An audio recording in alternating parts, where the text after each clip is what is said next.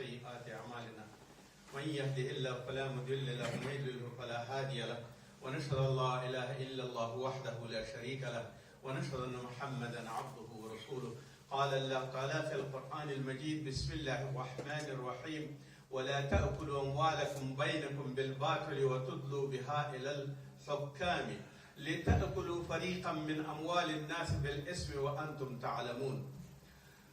وقال رسول الله صلى الله عليه الصلاة والسلام عن ابن عباس رضي الله عنه عن النبي صلى الله عليه الصلاة والسلام قال: لو يعطي الناس بدعواهم لأدعى ناس دماء الرجال وأموالهم ولكن اليمين على مدعى عليه. رواه المسلم. وفي شرح للنووي أنه قال: وجاء في رواية البهيقي بأسناد حسن أو صحيح زيادة عن ابن عباس مرفوع: لكن البينة على المدعي واليمين على من أنكر. رواه المسلم ورواه البهيقي. أما بعد، زما د ایمان او د کلمې ورونو، الله جل جلاله مو د رسول الله صلی الله علیه وسلم شفاعت ورځ په قیامت باندې نصیب کا، او الله جل جلاله مو د ټولو مصیبتونو او تکلیفونو او د دنیا د ټولو هغه بلاګانو نه وساته چې باعث د اور ګرځېږي. کوم آیات شریف چې ما ولوستل، نن موږ تاسو مسلې یا خبرې په دې کې کوو. یو سړی د دعوه کوي، موږ څو قسمه دعوې لرو: جزایي دعوې لرو، حقوقي دعوې لرو. بیا د حقوقي دعوې ټول په معاملاتو کې حسابېږي. په شریعت کې معاملات هغه لوی فصل دی. یو فصل عقیده ده، یعنی عبادات دي، او دویم فصل اخلاق دي، او دریم فصل معاملات دي. او معاملات هغه ډېر لوی فصل دی په اسلام کې چې هغې کې د حکومت او حکومتدارۍ او سیاست او سیاستمدارۍ نه نیولې پر ډیپلوماسۍ پورې او د ټول دولت د انتظام دپاره او د نظام دپاره د چلېدو دپاره او د یو قانون د پلي کولو دپاره هغه هم په معاملاتو کې راځي. او داخلي او خارجي ټول روابط په معاملاتو کې راځي. او هم په معاملاتو کې دا راځي چې څنګه یو انسان مثلا حدودو په باره کې د قصاصو په باره کې کوم یو چې د قتل موضوع ده، د زنا موضوع ده، د غلا او د قمار او د شرابو موضوع ده، دې موضوعګانو ته جزایي موضوعګانې ویلی کېږي. دا مدعي او مدعا علیه دواړه لري، او دا حقوق الله دي، د الله دپاره سړی بندي کېږي. دویم موږ تاسو په عمومي صورت باندې حقوقي دعواګانې لرو. حقوقي دعواګانې دې ته لري چې د میراث باندې دعوه ده، په ځمکه باندې دعوه ده، یا یې په ونه باندې دعوه ده، یا یې په نور په کوم څاروي باندې دعوه ده، او یا د نورو داسې تجارتي څیزونو کوم یو چې غټ او واړه تجارتونه او معاملاتونه دي، یونایټډ دی او لیمیټډ دی او ټول شرکتونه دي، او شخصي حقوق، شخصي حقوقي شخصیت دی. او هغه څوک چې مدعا دی او مدعا علیه دی په دوو قسمانې تقسیم شوي چې ترمنځ یې دایریږي دعوه چې کولی شي. نو اوس یو به مدعي وي او یو به مدعا علیه وي. هغه څوک چې دعوه کوي او د خپل میراث دپاره او یا د خپلې ځمکې دپاره او یا د خپل حق دپاره په حقوقي دعوه کې. په جزایي دعوه کې قیدونه دي، وهل دي، دوری دي، حدود دي، قرآن عظیم شان او حدیثو کې ثابت شوي دي، هغه پکې موجود دي. او په جزایي دعوو کې دا دي، او په حقوقي دعوو کې نور څه نشته دی. په هغې کې به دوه خبرې به وي: یا به شاهدان ته وړاندې کېږي او بینه به وړاندې کېږي، ګواهان به وړاندې کېږي. چاته کوم وخت کې دوه بینې او کوم وخت کې څلور بینې او کوم وخت کې په خپله په ځان باندې بینه او شاهدي، او کوم وخت کې د قاضي په مخ کې دوه بینې د یو حق د ثبوت دپاره. هو که چېرته مدعي سره ثبوت نه وي او ورسره بینه نه وي، فلهذا دې کولی شي چې هغه څوک چې منکر دی په مال باندې او یا یې نه مني، هغې ته قسم یا یمین ورکول کېږي. او بینه د مدعي دپاره ده، او یمین او یا قسم د هغه چا دپاره دی چې هغه مدعا علیه وي. اوس په دې دواړو کې کله داسې وي چې په یو دعوه کې ډېر شیان وي، هغه ډېر زیات اوچت کارونه لري. مثلا د حجت په باره کې، د دلیل په باره کې، د برهان په باره کې، د اقرار د فاعل په باره کې، هر یو خپل ځان ته قاضي بیا خپل موقف غوره کوي چې دې باندې څه وکړلی شي. که دا شیان نه وي، حجت نه وي، دلیل نه وي، سند نه وي، باید بینه یا شاهدان مدعي وړاندې کړي او مدعا علیه باید هغه که منکر وي پی او دې سره شهیدان نه وي نو هغه باید قسم وخوري. نو اوس ځکه رسول الله صلی الله علیه وسلم داسې فرمایي وایي که چېرته داسې نه وي چې خلکو ته دغه شی نه وي ورکول شوی، مثلا مدعي علیه مدعي بینه یا شاهدان ورته نه وي مقرر شوی، نو خلکو به څه کول؟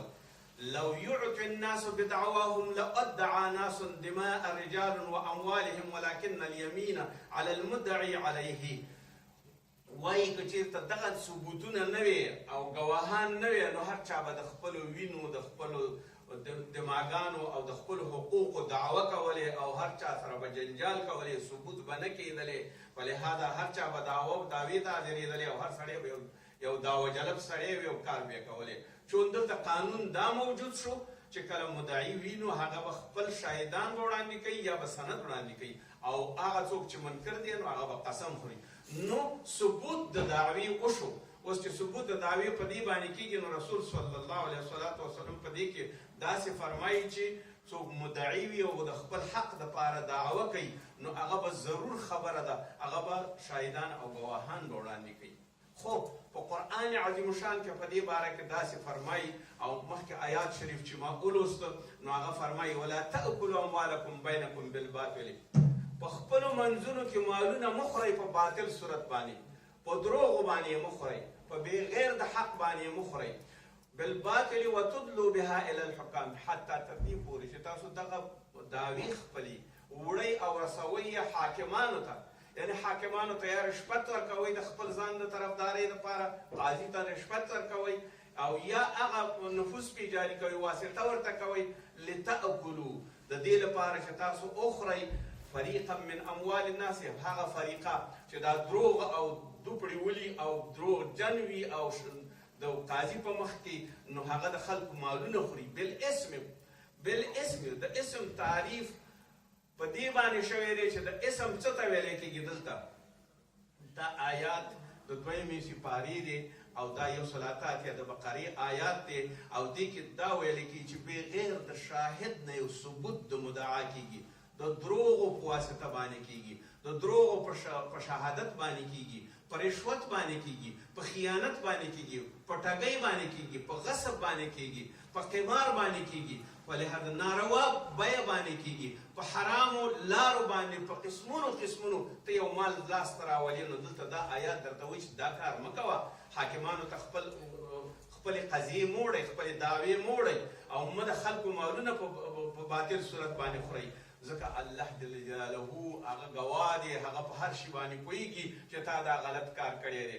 نو رسول صلی الله علیه وسلم فرمایي، مسعود رضی الله عنه روایت کوي، ابن مسعود رضی الله عنه روایت کوي، وایي چې من حلف على يمين صقر وهو فيها فاجر، وایي هغه څوک چې په دروغو قسم وخوري نو هغې دپاره صبر پکار دی. صبر دې ته وایي که چېرته قاضي څوک صبر نشي کولی نو هغه دې په قید کې واچوي تر څو یا قسم وخوري او یا د هغې حق ومني، د مدعي حق ومني. که هغه فاجر وي هم دا قسم خوري، خو دې دپاره صبر پکار دی. بها مال امرئ مسلم لقي الله، وایي کله چې دا په ناحقه قسم باندې د خپل یو مسلمان رور مال وخوري نو رسول الله صلی الله علیه وسلم فرمایي دا به د الله تعالی سره په داسې حالت کې یو ځای کېږي چې الله به په دې باندې په قهر او په غصه وي، یعنی د الله تعالی غصه په دې باندې. او بیا فرمایي قرآن عظیم الشان فرمایي د دې دلیل دپاره رسول الله صلی الله علیه وسلم دا وایي چې اوس دغه آیات شریف چې نازل شو د همدې لپاره نازل شو چې په دروغو باندې به د چا مالونه نه خورئ. ان الذین یشترون بعهد الله وایمانهم، هغه کسان چې په عهد د الله او په وعدو د الله باندې یعنی د الله شاهد کوي او هغې په باره کې قسمونه خوري، و ایمانهم په قسمونو باندې ثمنا قلیله اخلي لږې پیسې، د دنیا متاع ټوله لږه ده ولو که هر څومره په شمار کې اضافه وي. اولئک لا خلاق لهم، دغې کسان ته چې په دروغو قسمونه خوري او په دروغو د پردي مالونه خوري او عهد د الله او د رسول باندې نه ودرېږي، لا خلاق لهم فی الاخرة، دې ته برخه په آخرت کې نشته. معنا دا چې په جنت کې ورته برخه نشته. ولا یکلمهم الله، الله د دوی سره خبرې هم نه کوي. ولا ينظر الیهم، او دوی ته ګوري هم نه. یوم القیامت، په ورځ د قیامت کې. ولا یزکیهم او دوی به نه پاکوي او پاکوالی او طهارت دوی دپاره نشته ولهم عذاب علیم او دوی دپاره عذاب علیم دی. سوره عمران پاره سوم یا دریمه پاره. نو اوس د دې دپاره چې یو سړی د متاع د دنیا اخلي او د الله تعالی په غضب باندې ککړېږي، آیا دا دنیا ښه ده؟ آیا دا دنیا انسان خوښولی شي؟ نه، هېڅ وخت یې نشي خوښولی. د بل چا حق خوړل د الله رازق او الله تعالی د عزت روزي سړي ته حلاله ورکړي، لږه دې وي هېڅ پروا نشته. خو که ته د بل چا نه مال په قسمونو خوري او د رسول الله صلی الله علیه وسلم خبره نه ماني، علما په دې تفسیر کې وایي لا یکلمهم الله، الله د دوی سره خبرې نه کوي او ملایکې د دوی سره خبرې کوي او هغه ملایکې دي چې د غضب ملایکې دي، په قهر او په غصه ورسره خبرې کوي چې د هر یوې خبرې سره د دې رنګ تغیر خوري، د دې خپې رپېږي، د دې زړه لړزېږي، د دې ټول بدن لړزېږي. داسې ولا ینظر الیهم، الله دې ته نه ګوري، مخ دې اړوي چې دا هغه ګناهګار دی چې پردی مال یې خوړلی، د قیامت په ورځ باندې به ورځو ولا یزکیهم او پاکوي یې نه، د څه شي نه، د ګناهونو نه یې نه پاکوي. ولهم عذاب علیم، بلکې دې دپاره ډېر دردناک عذاب دی چې پردی مال خوري. دنیا کې یو څو ورځې یو لږ مال وخوره او بیا به په دنیا آخرت کې درنه الله جل جلاله خفوي. ایا ضرورت سره فرمایي رسول الله صلی الله علیه وسلم، ابي امامه روایت کوي، رسول الله صلی الله علیه وسلم فرمایي چې هغه څوک چې د مؤمن امرئ مسلم بیمینه د هغې مال خوري په قسم باندې، فقد اوجب الله له النار، په حرام باندې قسم خوري، د هغې دپاره واجب شو اور، وحرم علیه الجنه او په هغې باندې جنت حرام شو. فقال له رجل، یو سړي ورنه پوښتنه وکړه یا رسول الله صلی الله علیه وسلم وان کان شیئا یسیرا، آیا که یو لږ مال وي هم الله جل جلاله هغه جهنم کې داخلي؟ یا رسول الله، رسول الله نه سوال کوي، نو هغه ورته په جواب کې وان کان قریبا من اراک، رواه المسلم، وی ولو که یو لرګی د مسواک د ونې وي، یعنی یو شین مسواک د یو بل چا نه اخلي او بغیر د هغې د اجازې نه او په زور باندې اخلي، نو ته به دوزخ ته ځې. ولو که د اراک د ونې یو لرګی د مسواک هم وي، دا مسواکونه د اراک د ونې نه جوړېږي. فلهذا د دې لپاره چې تاسو هغه شی نه وخورئ کوم یو چې حلال دي، نه ده چې وړوکی شی وي. من یعمل مثقال ذرة ومن یعمل مثقال شرة، دواړه مثقالونه اتمونه ذرې در باندې مالیکولونه هغه ټول در باندې حسابېږي. الله جل جلاله فرمایي ویحلفون علی الکذب وهم یعلمون، وی دو په دروغو باندې قسمونه خوري لکه یهودو غوندې. مجادلې صورت دی او 14 آیات د یهودو به قسمونه به یې خواړه، ولو چې دوی به په ټولو شیانو باندې وپوهېده، منافقانو به دا قسمونه خواړه او د اسلام دعوه بیا په خولې باندې کوله، خو الله تعالی د دوی په زړونو پوهېږي چې دوی دروغ قسمونه خوري. د دروغو قسم یو ډېره لویه ګناه ده او د دروغو قسم الله جل جلاله په څه شي کې چې په دوزخ کې، دا د دې جزا ده. ام سلمة رضی الله عنها روایت کوي او فرمایي چې رسول الله صلی الله علیه وسلم فرمایي انما انا بشر، زه یو بشر یم، وانکم تختصمون او الی، او تاسو خپل دعوی ما ته راوړئ او جګړې کوئ په یو مال باندې. ولعل بعضکم ان یکون اللحن بحجته، د یو سړي به ژبه ډېره ښه وي، منطق به یې ډېر اوچت وي، نرمه ژبه به وي، دلایل به یې ډېر ښه وي، تمتراخ به غږېږي، منطق به یې ډېر جوړ وي، فحوا د کلام به یې ډېره جوړه وي، هر څه به لغاتو او یا په لفظونو کې به داسې نغاړل کېږي او لفظونه به یې داسې وي چې هغه مقابل خپل ملامته کوي. ومن بعد فاقضى لهم على نحوها اسمع منهم فمن قضيت له بشيء حق، چې کله د دې دا خبرې زه واورم نو زه کېدلی شي بشر یم، د دې په حق باندې زه فیصله وکړم او مال دې ته ورکړم او په دې کې قضا وکړم او د دې په برخه کې فیصله وکړم، نو بشیء په یو شي باندې او واخلم د یو ورور د ده نه، یأخذ فانما اقطع له قطعة من النار، دې باندې پوه شئ دغه سړي ته چې زه فیصله کوم او خوله یې نرمه ده او په ډېر خپل منطق باندې خپله مدعا ثبوت کړې ده، دې دپاره څنګه د کم مال چې دی اخلي دی د اور یوه ټوکړه اخلي، د اور یوه قطعه اخلي، یعنی په خپل ځان سره د اور یوه قطعه هغه مخکې د مخکې نه اخلي ځان سره، ځکه د یو ډېر غلط کار کړی دی، په دروغو باندې د هغې مال واغست. متفق علیه. د حدیث دا دی چې که یو سړی د دروغو دعوه کوي او رښتیا هم نن سبا وګورئ دا ټول مشران او دا ټول خلک د دروغو څومره دعوې کوي، څومره ځمکې ځان ته حاصلوي، دغه هر یوه ځمکه یوه قطعه د اور ده. آیا دا به پاتې کېږي بچو ته؟ آیا دی د اور نه خلاصېدلی شي؟ کله هم نشي خلاصېدلی. او رسول الله صلی الله علیه وسلم وایي خدای به در باندې په قهر وي، چې خدای در باندې په آخرت کې په قهر وي، د مخلوقاتو قهر هم درته جوړوي. او د دې ځمکې به څه فایده وي، د دې مال به څه فایده وي چې تا نه دوزخ ته بوځي او دوزخ کې بیا اچول کېږي. استغفر الله، د داسې مال او د داسې څیز نه چې الله جل جلاله هغه ټول هر څه د انسان په وجود کې ګوري چې دا حرام دی، د هغې وخه د حرامه ده، د هغې وینه حرامه ده، د هغې فکر حرام دی، د هغې هر څه خوراک حرام دی، هغې حج حرام دی، د هغې مونځ حرام دی. قبلېږي نه، الله یې نه قبلوي. ځکه ورته یې ویلی چې په اور کې دې اچوم، الله در باندې په غضب دی. د الله په غضب کې خو موږ مونځ کوو چې الله را باندې رحم وکړي. نو اوس د الله رحم دا دی چې ته دروغ وې او د الله تعالی په ضد باندې د پردې مالونه خوري، هغه هم دغه بنده دی. نو فلهذا د دې سړي دپاره نیکي چېرته ده؟ هېڅ وخت نه پیدا کېږي. د هغې دفتر داسې دی چې ټول د چټیاتو او د عباسیاتو نه او د ګناهونو نه به ډک وي او د ده د سزاګانو نه به ډک وي. وعن عائشة رضي الله عنها، عائشة رضي الله عنها فرمایي قال رسول الله صلى الله عليه وسلم، رسول الله صلى الله عليه وسلم فرمایي ان ابغض الرجال الى الله الا لد الخصم متفق علیه. وی بدترین انسان هغه دی چې یو د بل په مقابل کې خصم شي او په ناحقه باندې خپل مال ثابتوي او غواړي چې جګړه در سره وکړي، په ناحقه باندې جګړه در سره وکړي.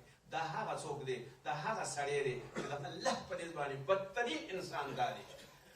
فرمایي ابن عباس رضی الله عنه فرمایي عن ابن عباس ان رسول الله صلی الله علیه وسلم قضى بيمين وشاهد. رسول الله صلی الله علیه وسلم فرمایي چې یو شاهد، یو سړی یو شاهد لره، په حدیث شریف کې داسې وایي، او یو شاهد به ورته ویل چې یو قسم خوري یو بل شاهد وي. خو امامان په دې کې داسې وایي چې نه، باید وینو، خصوصا امام صاحب ابو حنیفه وایي دا خبر واحد دی او دا د قرآن مخالف کیږي.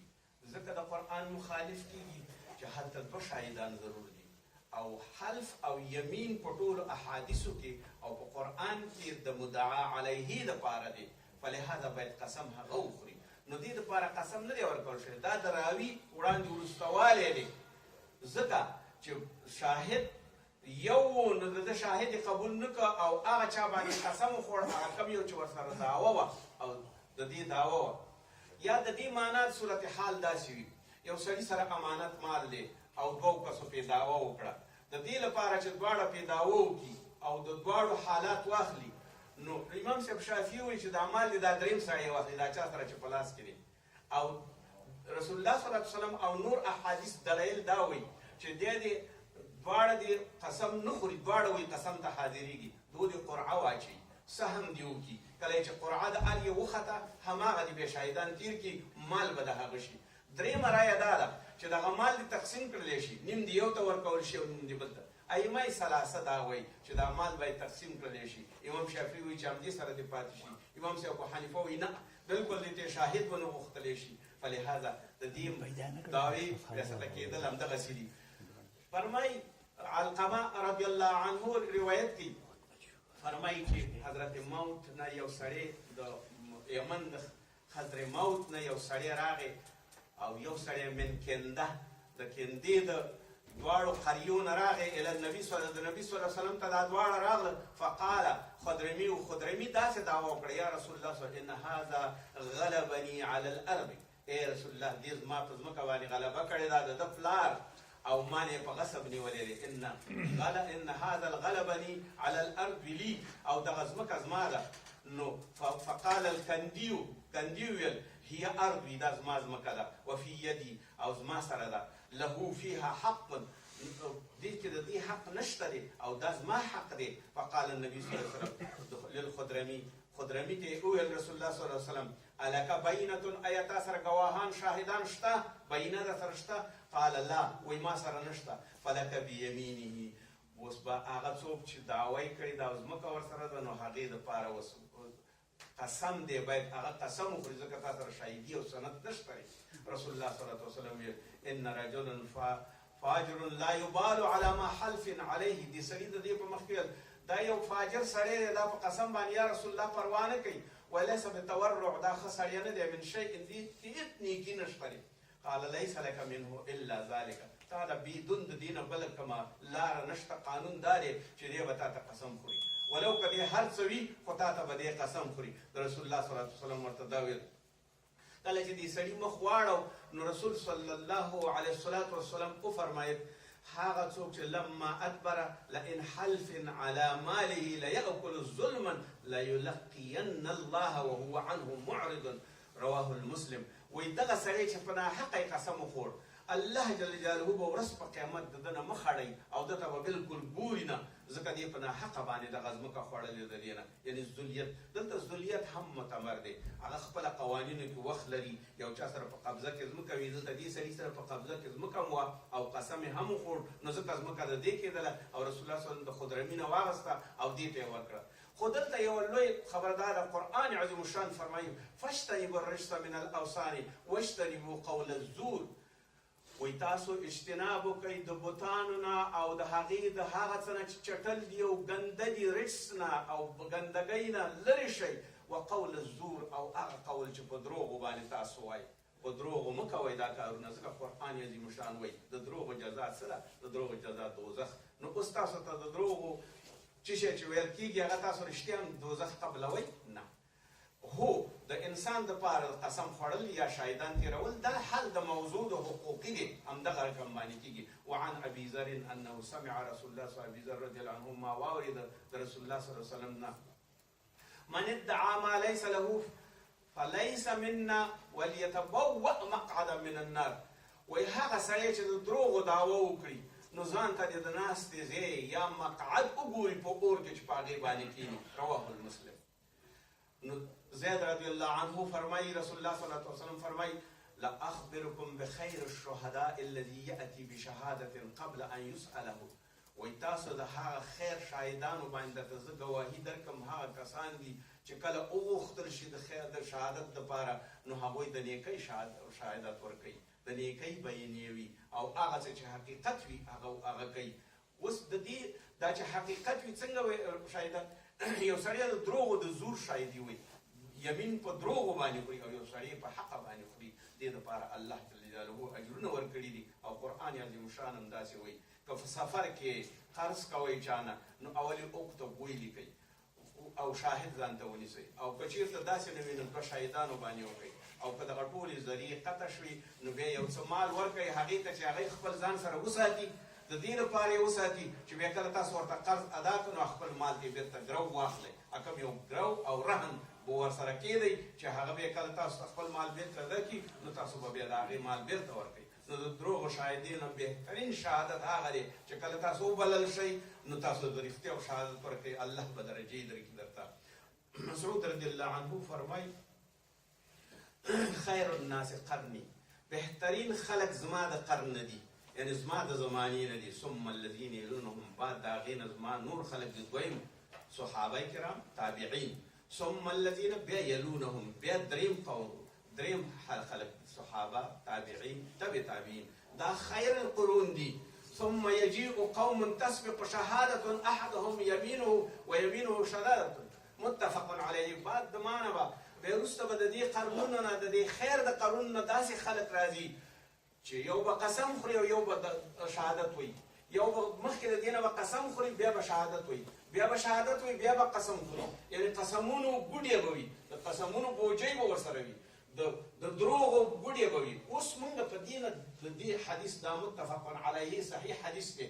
اوس مونږ پوهېږو چې زمونږ د صحابه و کرامو کوم شی نقل کړی مونږ ته، کوم چې تابعینو مونږ ته نقل کړی، کوم چې تبع تابعین نقل کړی، دا خیر القرون دی باید قسم ومنو. او دا وروسته خلکو چې دا قسم خواره قرنونو کې پیدا شوي او سبا و بېګا ګوډي او پلاستیکونه ورسره په شریعت کې او په دنیا کې د دروغو بوجۍ او جبونو کې دروغونه اچولي او موږ تاسو ته مسالې کوي او بیا هغې باندې کتابونه لیکي. آیا دا ومنو د پیغمبر صاحب که د دې خلکو دا ومنو، یا دا چې هغوس یې سینماګانو ته جوازونه ورکوي ټولې دنیا کې اعلانونه کوي، دا ومنو او که نه دا ومنو چې موږ تاسو الله جل جلاله په دې باندې مکلف کړي چې د خیر القرون مطابقت وکړو. او خیر القرون د رسول الله صلی الله علیه وسلم الفاظ دي، په دې کې برکت دی، په دې کې دین دی، په دې کې الله جل جلاله ټوله رضا پرته ده. الله جل جلاله دې موږ ته توفیق راکړي چې د ائمه او مجتهدینو د صحابه او کرامو د هغه علماو چې په خیر القرون کې تیر شوي د هغې په لاره باندې لاړ شو، او الله تعالی هم د شر القرون د علماو د تابعیت نه وساتي، خصوصا د هغوی د اجتهاد نه. نو اوس هغه سړی چې کله دروغ وایي سرعت کوي په دغه باندې، نبي صلی الله علیه وسلم فرمایي على قوم اليمين فاسرعوا فامر ان يسحب بينهم في اليمين ايهم يحلف، رواه البخاري.